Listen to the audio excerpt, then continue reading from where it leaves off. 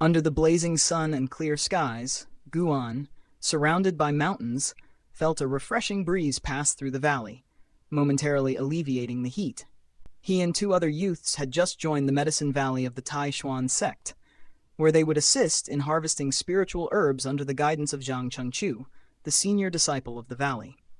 Guan paid close attention to Zhang Chengqiu's instructions on harvesting first-tier spiritual herbs, diligently following each step, while the other two, Meng Lang and Li Ya, showed little interest due to their wealthy backgrounds. In contrast, Guan treasured this opportunity, as he had fought hard to secure it despite his lowly status as a servant. While harvesting, Guan's unique secret came into play.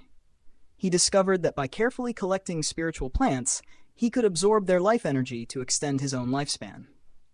This ability, which had saved him as a child, had shaped his path and determination. Unlike others who aimed to rise within the sect, Guan saw this task as a perfect and relatively safe way to gain longevity.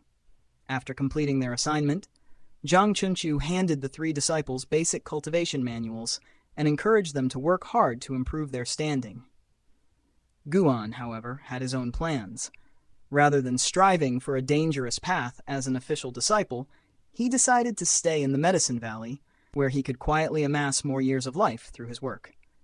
The next morning, Guan eagerly set out to complete another task given by Zhang Chengqiu, reaffirming his commitment to this unique path of growth and survival. For Guan, the humble Medicine Valley was the key to achieving his dreams. Guan, a 16-year-old boy, along with Menglang and Li Ya, finishes a lesson and descends to their courtyard, where Menglang complains about their master's lengthy lectures. Li Ya, though born of royal blood, has mediocre spiritual roots.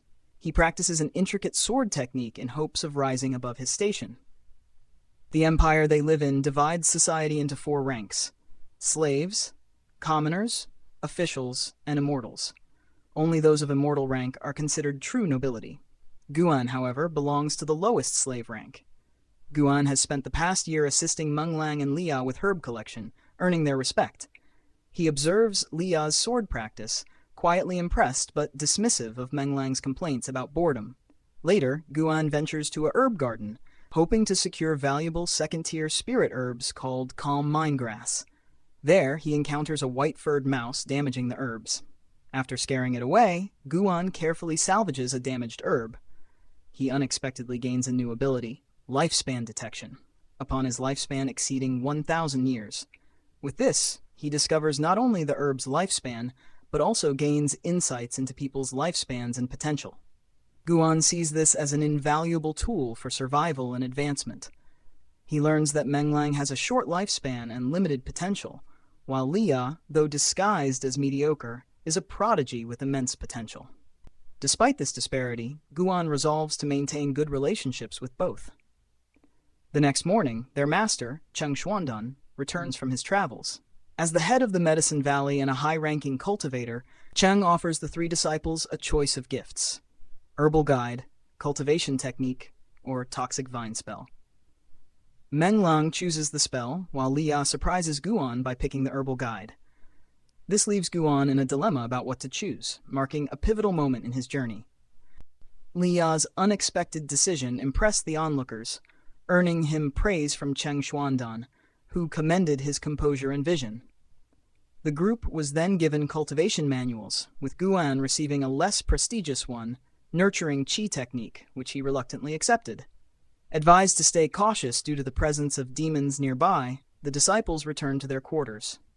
Guan began practicing the technique, which initially seemed mediocre, but, upon utilizing his unique ability to sacrifice lifespan for cultivation, evolved into the powerful Dragon Force Divine Origin technique.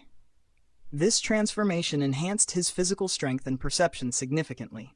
However, Guan concealed his newfound power, blending in as if unchanged. His new strength soon came into play when he caught a mischievous white mouse in the herb garden, preparing to deal with it after it had previously stolen his life force. Despite his growing capabilities, Guan remained cautious, resolving to continue his progress discreetly. At noon, Guan, Meng Lang, and Li Ya stand in a garden area. Guan holds a white-furred mouse, which Meng Lang finds intriguing. Liya identifies it as a white spirit mouse, a type of spiritual beast known for its sensitivity to rich spiritual energy and its reputation as a treasure seeker. Meng Lang, curious, asks about the difference between spiritual beasts and demonic beasts. Liya explains that spiritual beasts are naturally attuned to spiritual energy and less dangerous than demonic beasts, which cultivate their power independently and often emit a bloodthirsty aura. Meng Lang asks to take the mouse, but Guan declines. Liya remarks that white spirit mice usually live in colonies, suggesting Meng Lang catch another one himself. Annoyed but determined, Meng Lang leaves. Guan thanks Liya for diffusing the situation, recognizing him as a fair and principled person despite his aloof demeanor. Later, Meng Lang returns with news. A sect's inner disciple, Chu Jingfeng, has been sent to guard their valley as part of a bounty mission to protect them from a demonic threat. Guan observes Chu Jingfeng, a young genius who has reached the Foundation establishment stage at only 19. While Meng Lang worries about the danger, Liya notes that such risks are not uncommon given the sect's vast territory and the valley's relatively low value compared to other resource-rich areas. Guan becomes increasingly cautious, realizing the world's dangers and resolving to focus on survival within the sect. He spends his time cultivating a technique to extend his lifespan and reading to better understand the world. His sense of security is tested when the demonic entity, the Greed and Wrath Demon, finally appears. Despite Chu Jingfeng's initial confidence, he is quickly overpowered, followed by Liya's unsuccessful attempt to intervene. Guan, terrified, retreats to his room, observing the unfolding chaos from a distance and preparing to defend himself if necessary. The story ends with Guan on edge, unsure of the demon's next move, as the valley descends into an eerie silence, as he endures a terrifying night involving a fearsome, greedy, and wrathful demon ghost. The silent night heightens his anxiety as he senses the creature nearing his room. Despite his fear, Guan unexpectedly kills the ghost when it attacks, earning him 52 years of extended life.